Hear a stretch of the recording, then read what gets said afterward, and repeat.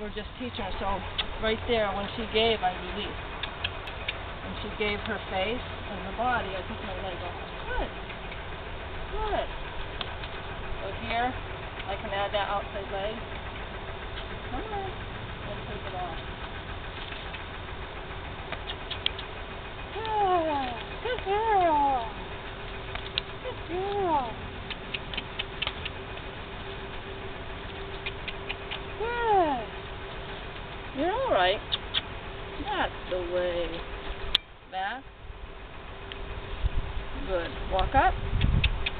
Good. That's right. So I don't want to give more leg than that. I want to tap back here. Good. Because you can't kick them. Because they don't know what it means, right? Or They don't understand that. Good girl. She goes, huh? Good. So when she goes forward, I just rub on her.